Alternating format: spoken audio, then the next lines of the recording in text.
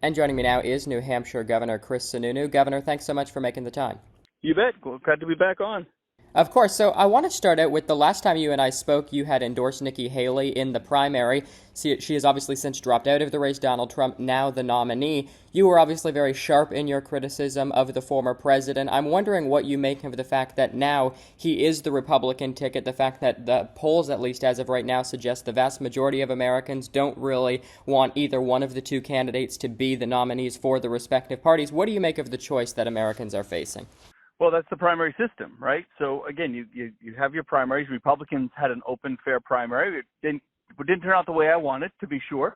But at the end of the day, Donald, we kind of forced the issue, made sure Trump had to run hard in all the states. Nikki gave him a run for his money in a few of them, and kind of came up short. At the end of the day, he won. The voters supported Trump. Cannot say that on the Democrat side right now.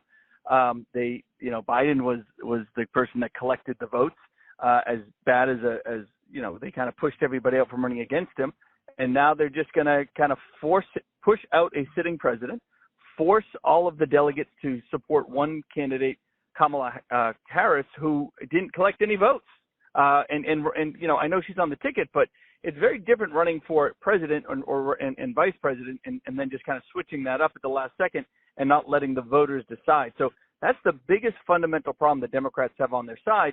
Is, they claim democracy is threatened, and then they just kind of, a couple elites have now chosen who the nominee is going to be, ignoring all the voters, right? What the voters want. They're not even having an open convention. It's basically her or nothing is what they're telling all the delegates, and so the delegates are being really forced with no choice. So that's a big fundamental problem on their side of things. Now, moving forward, if I've always said if we stick to the issues, Republicans will win handily, right? Trump could win easily if he would just stick to the issues, focus on the change that Americans want, and focus on things like inflation and the border and all of that. As soon as he gets off topic with personal attacks, whatever it is, you start losing the independents. So he's got about 60 plus days to really shift that narrative back. I think he can and will do it. And as long as he gets really a question of back to issues, no one in America wants the most liberal senator and one of the most liberal progressive governors to drive forward on a woke agenda out of Washington that has failed America for the last 3 years. That's why Trump is doing so well. They want that change. So if he can stick to those issues, I think he can still be very successful. And yesterday, you've been mentioning the personal attacks. Yesterday at one of the former president's events, even just the supporters who were there on the ground, they very much kind of like that Donald Trump who, will kind of go off a little bit from the original topic of the speech and not necessarily making the personal attacks, although people do like some of the Truth Social posts, particularly his supporters.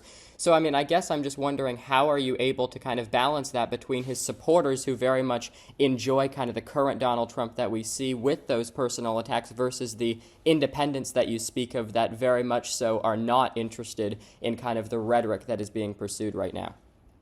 Because the base doesn't matter in a general election. Those folks are all going to vote for him, right? So getting them riled up on personal attacks does nothing to help him in an election. This is about winning an election. And so he has to only focus right now on those independent voters. Making your base, which already loves you, laugh a little more or get riled up a little more on a personal attack, well, they're already with you. That's fine, but they're already with you. All you've done is you got to focus on the undecided, those independent voters. They were with him a few months ago. They've kind of swung away from him now. There's definitely enough time to get them back, but that's where his focus needs to be, not riling up the base, personally attacking other Republicans, whatever. He doesn't get anything out of that.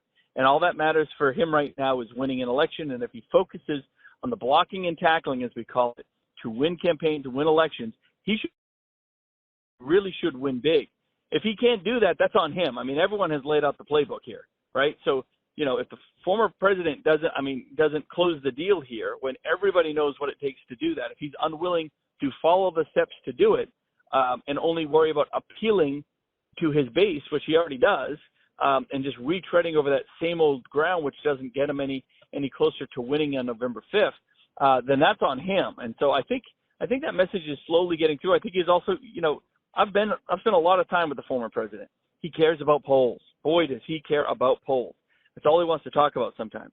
So when he sees these poll numbers dropping, while nobody can actually tell him what to do, a poll is more powerful than someone speaking in his ear, believe it or not. He goes, okay, what's wrong? And that alone could force him to change his approach to the entire campaign. So I'm hopeful that he's looking at the polls. He's realizing he's down a few points in some of these states that he should be winning big in, and it kind of drives a change of behavior on the campaign trail. And there's still plenty of time to do it, but it's all on him. The game plan is there. The outline is there. Everybody knows what he has to do to win this thing. He just has to be willing to execute.